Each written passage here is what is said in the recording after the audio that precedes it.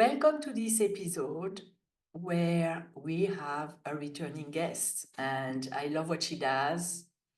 I got a reading, my chart reading, like probably 4 years ago, something like that, and it was very accurate. I still see the the veracity, like how accurate it was with what's happening in my life now. And my guest today is Natha Perkins. I forgot to ask you again how you pronounce it. That's My close enough, but it's Natha. Natha. I was saying it and I was like, no, that's not right.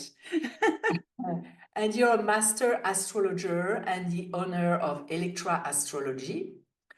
And I really wanted to have you on the show today because I got an email about a class that you're gonna present on April 12th, right? Yes. 2025, that's when we are now, but it will be also on demand later. And it explains the connection between astrology and the way that we are wired for emotion.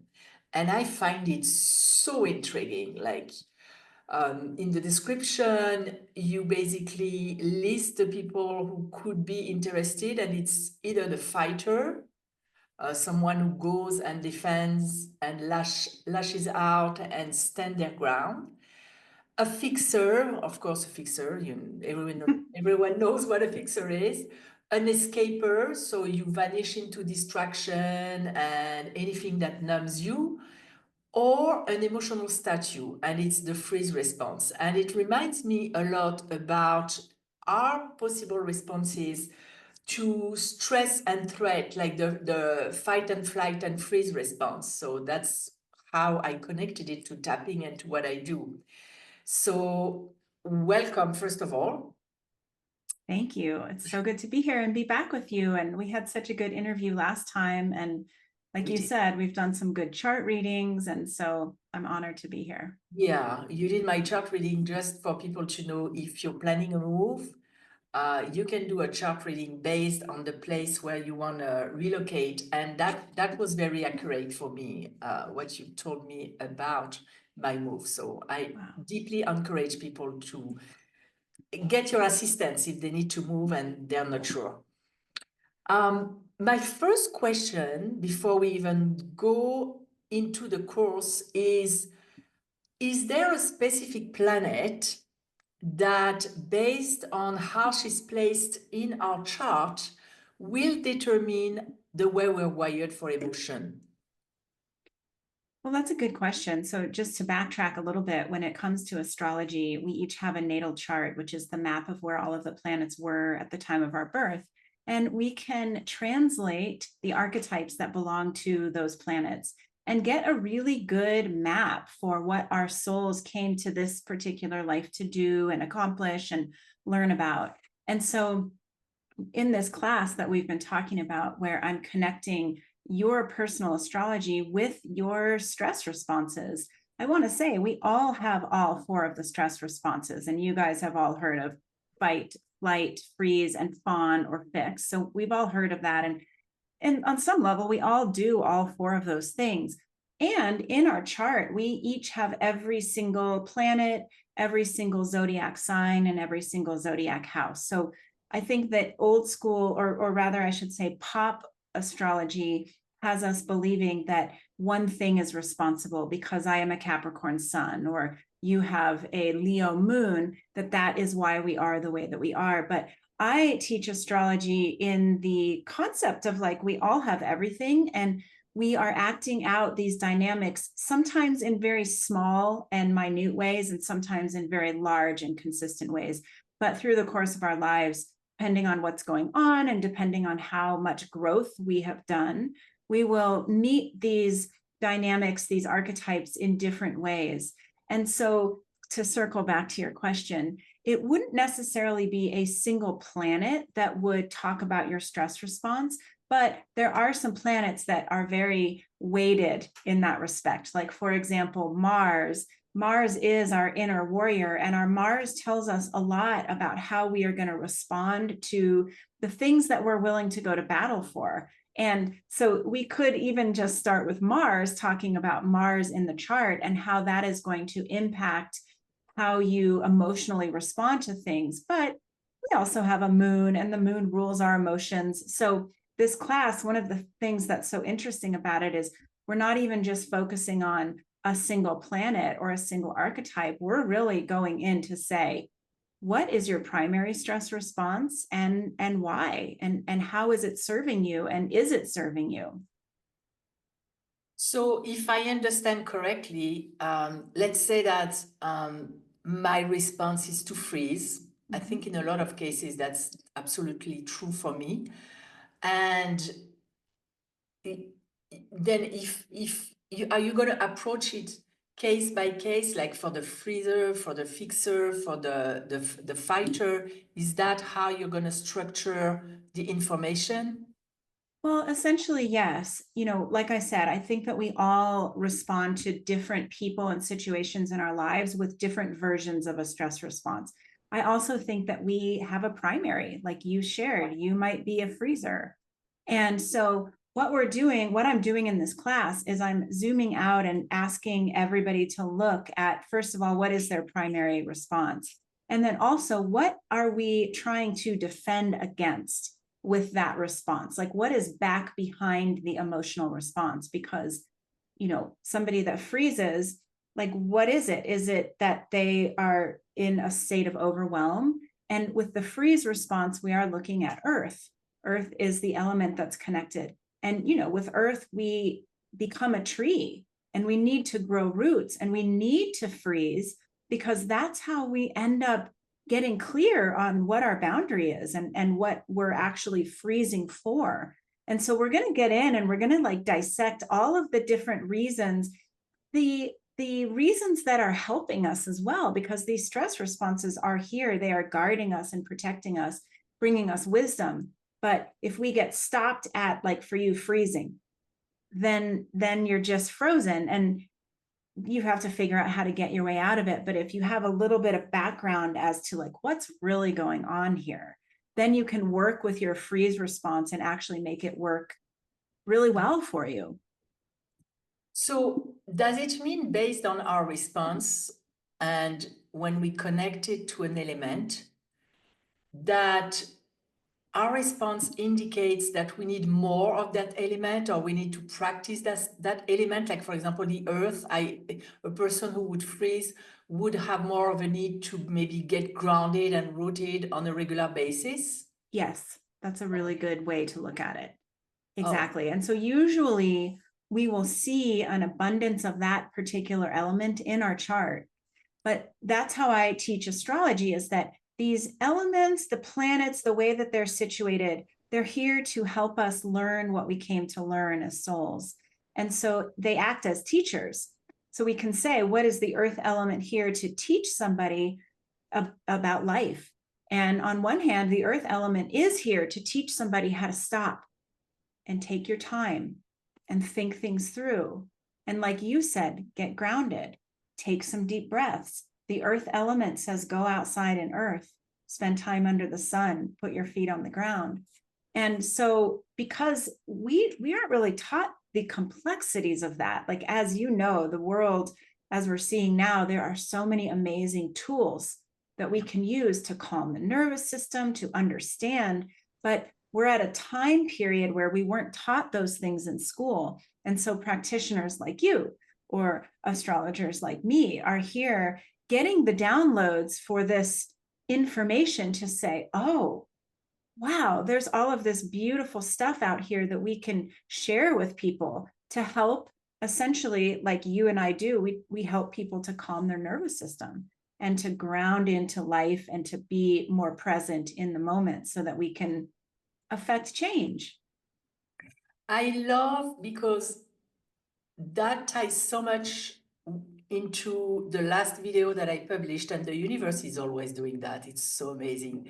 I was talking about certain tools work on certain days, but there is no tool that works across the board. So with this kind of approach that you're taking, which also includes the elements, Do you see that someone, based on where they are in their life or what area of life they're reacting to, they need a different, they need to connect with a different element, or do we have a dominant, like, kind of like life lesson element that we need to always practice?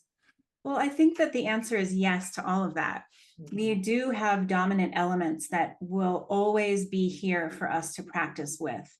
But there are also different relationships and different dynamics and different cycles that we are in our lives where we are focusing maybe more on one than on the other. And so we can approach it as all four stress responses do belong to me at some point and in some relationships.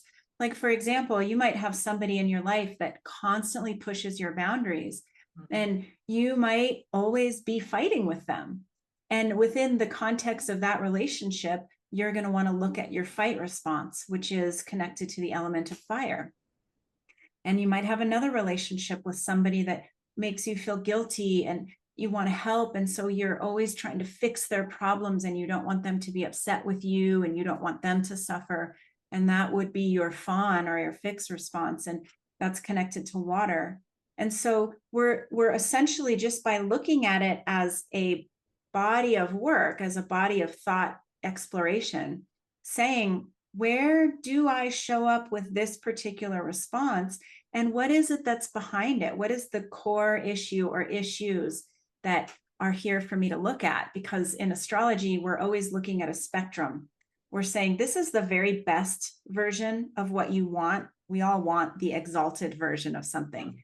And then here's the very worst version that we don't want. And we're usually somewhere in the middle.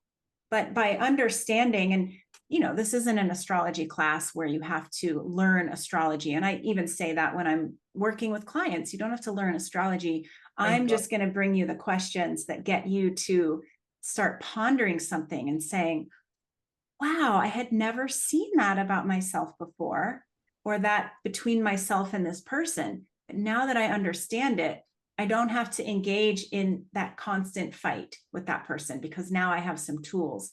And like you said, different tools are better for different times, right? Yes. And so what comes to my mind is that the first benefit of understanding that and getting this kind of information is to be more accepting of ourselves and to not beat ourselves up for our reactions. Because when you understand why, then the guilt falls away and you're more accepting and you step back into your power, because I suspect that once you understand, you can also get to ways to lower this effect in your life and be more like proactive to prevent you going in such extreme reaction or expressing the archetype or in such an extreme way, I suspect.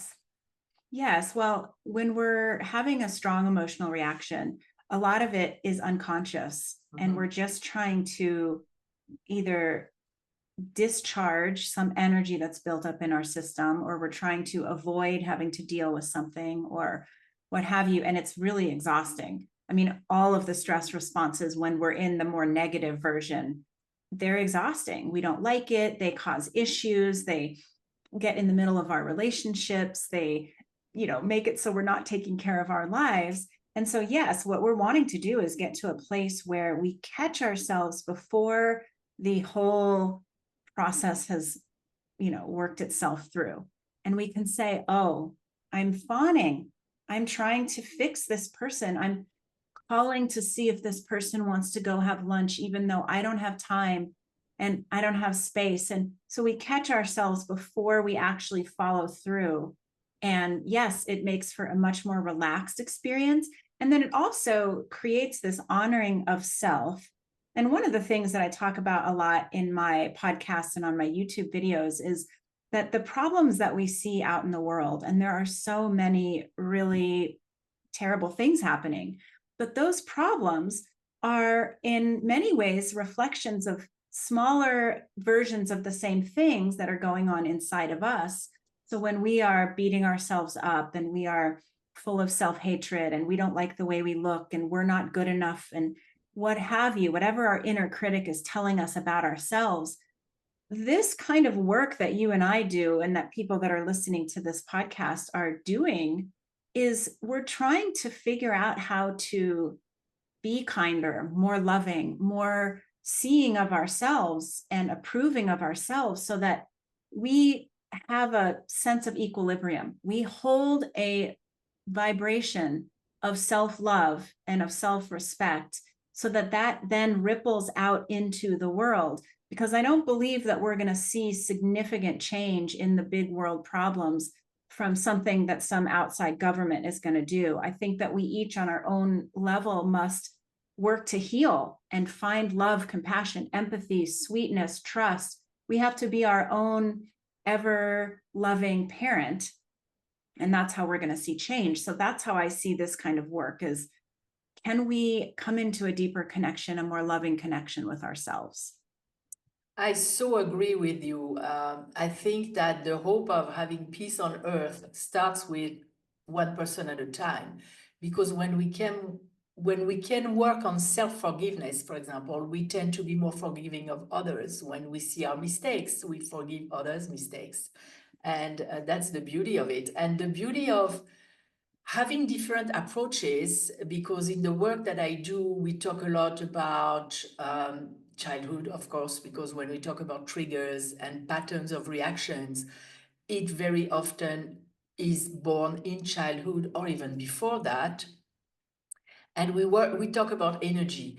And when you add the piece of astrology and elements, it gives us such a complete picture to be able to really have you have so much more impact because you understand it from every angle, and that's the beauty of it. Yes. It's really nice, and I'm happy that we don't have to understand astrology, because I do not understand astrology. When you showed me my chart, I don't understand, and it's important to have somebody who can translate that into terms of everyday's life. Um, um, to be able to use it. Yeah. So how does this class, how is it structured? So the way that it's structured is that anybody who signs up for the class gets 4 podcast style audio teachings. And of course, that's where I break down all 4 of the elements along with their matching astrology signs and then the stress response. So you listen to those and it just gives you some insight. And then I have a workbook that is newly published that is designed to help you. It's similar to a journal. It has prompts. It has information that you can flip through and understand, because the way my brain works is that I like to be able to see and hear and actually like get into the material in a few different ways. And then there will be a live class, and for the evergreen class I'm still working on the details of that. It might just be listening to a class, or it might have some sort of contact with me. But in the live class is where we go in and we really look at how each of us is working with our stress responses and getting a sense. It's always interesting to listen to other people talk about their experience, because we make our connections and say, oh, wow, that makes sense. And essentially, I'm using astrology as the organizing tool for our own psyche. Because, like you said, when you go in and you're trying to heal and you're trying to figure out what's going on, the world is vast and wide, and there's no, we don't know where to start. We can start at childhood, but your astrology chart gives you some really specific doorways into, hey, start here. This is how you react under stress. Hey, you could start here. This is what happens when you are emotionally triggered. And so it's really fascinating just to use it in that way. And like you said, when you can understand a problem from the top, the bottom, and the sides, you don't have to work as hard. And the knowledge, the downloads start to come in. And I think that's something that you and I both work with and explain to people, is that we don't have to use our own brains to conceptualize this stuff. There is a field of consciousness that we can tap into that will give us the answers. It will give us the guidance. It will show us what we need to know about ourselves. And so really, that's what my class is about, is teaching you how to tap into that field of awareness that has the answers for you. So that's perfect for my audience, because that's what we do at Co-Parenting with the Universe as well. Yeah. So it's the same thing, just presented differently. So how can people check the class or enroll in the class? So you can visit electraastrology.com, and that's my website. And that has information. It has information about the live class, which is happening in a week. And then it will also have information for the evergreen class, which will be at some point soon just released for anybody to be able to access. Yeah, and this video will be published before the live class. So if you're watching that and you're intrigued, go for the live version if you can. That would be great. I know I won't be able to do the live version, but I trust that the benefits are also the same. I mean, yes. And even if with all of this stuff, whether you're listening to a podcast or you're taking a class or you're getting a reading or you're meeting with a therapist or a guide, we understand that the exact perfect nuggets of what you need to hear are going to come through. Something is going to land that's going to help change you for the better. And then at another point, you listen to somebody else or you revisit the class or what have you, and the next piece of information comes in. And like you said, that's how we are co-parenting with the universe. And like I said earlier, we're learning how to be the kind, loving, attuned parents to ourselves that we might not have had. And so much of that comes from a connection with the universe saying, I don't know how to do it. You show me how to do it. And then we do get these beautiful nuggets and teachers and what have you that come through our field. And it's like, oh, cool. we completely do. That's that. We completely do. Every time we ask, that's the beauty of it. Okay, so I'm happy that we could talk a little bit about the class, because like I said, when I saw that, I was like, that's intriguing. That's amazing. And I really hope that people will check it out and enroll, because why not? I mean, it's one more piece.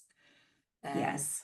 I thank you for being our guest today and for doing also what you're doing for the world, because one person at a time, we're changing things. Yes. And I think that is true for everybody, and everybody listening, is that is one of our responsibilities. One of the reasons we chose to incarnate on the planet at this time is to be the way showers, to awaken and understand how the universe actually works, which is quite different than how they told us it works. Yeah, true.